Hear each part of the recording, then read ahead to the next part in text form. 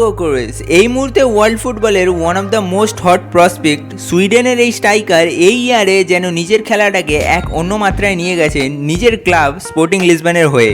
Recently কিছুদিন আগে champions লিগে পেপ গার্দিওলার ম্যানচেস্টার সিটির বিরুদ্ধে হ্যাটট্রিকও করেছেন গোকোরেস। 26 বছরের গোকোরেস নিজের কেরিয়ারে অনেক আপস অ্যান্ড ডাউনস ফেস করেছেন, অনেক লোন ট্রান্সফারের মধ্যে দিয়ে গেছেন তিনি, কিন্তু 2023-এ স্পোর্টিংয়ে আসার পর গোকোরেস ফর্মাল স্পোর্টিং ম্যানেজার এবং অন পেপারে কারেন্ট ম্যানচেস্টার ইউনাইটেডের বস রুবেন অ্যামোরিমের আন্ডারে নিজেকে যেন এক অন্য মাত্রায় নিয়ে গেছেন। হ্যারি কেন, কিলিয়ান এমবাপ্পে এরম ইউরোপের আরও বড় বড় গোল স্কোরারদের পিছনে ফেলে 2024 ক্যালেন্ডার ইয়ারের এখনও 51 খেলায় 53 গোল করে গোকোরেসই ইউরোপের টপ গোল স্কোরার।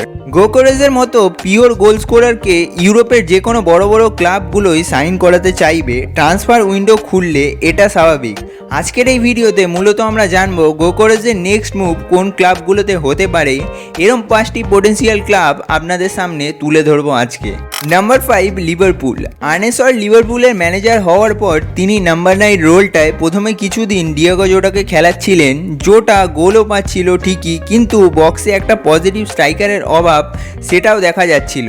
চ্যাম্পিয়ন্স লিগের শেষ ম্যাচটায় ব্রায়ান লেভারকুসেনের বিপক্ষে তো আর্নে স্লট লুইস ডিয়াসকেও নাম্বার 9 রোলটায় খেলায়। লিভারপুলে অলরেডি নুনেস আছেন যিনি একজন স্ট্রাইকার, তবে আমার মনে হয় না আর্নে স্লটের প্ল্যানে তিনি স্টার্টার হিসাবে আছেন। লিভারপুল লাস্ট ট্রান্সফার উইন্ডোটায় শুধুমাত্র ফেডেরিকো কিয়েজাকে সাইন করিয়েছে। সব কিছু বিবেচনা করে মোটামুটি বলাই যায় লিভারপুল ভিক্টর গোকোরেসের মতো একজনকে অবশ্যই সাইন করাতে চাইবে। Number 4, Manchester United. গোকোরেস যদি ম্যানচেস্টার ইউনাইটেডে মুভ করে তাহলে একদমই অবাক হওয়ার মতো কিছু নেই। ফর্মাল স্পোর্টিংয়ের বস রুবেন অ্যামোরিম এখন ম্যানচেস্টার ইউনাইটেডের ম্যানেজার হয়েছেন। তিনি গোকোরেসকে ভালো করেই চেনেন, তার কোয়ালিটিটাও জানেন। অ্যামোরিম অবশ্যই চাইবে গোকোরেসকে ম্যানচেস্টার ইউনাইটেড এনে তার স্কোয়াডটাকে আরও শক্তিশালী করতে। নাম্বার 3, প্যারিস সে জার্মান। মার্কেটে নতুন কোনো প্লেয়ার উঠবে আর পিএসজি ইন্টারেস্ট দেখাবে না তার প্রতি, এটা অসম্ভব। লুইস এনরিকের সিস্টেমে গনজালো রামোস, রন্ডাল কুলুমোয়ানি কেউই সেরমভাবে ওয়েল পারফর্ম করতে পারছে না। পিএসজি টিমটা অন পেপারে সব দিক থেকেই ভালো, শুধুমাত্র নাম্বার 9 পজিশনটায় একটু গন্ডগোল হচ্ছে, তাই গোকোরেসকে পিএসজি অবশ্যই দলে নিতে চাইবে। Number 2, Chelsea. হয়তো রিসেন্ট ট্রান্সফার মার্কেটে সবচেয়ে বেশি খরচা করে দলের নাম চেলসি।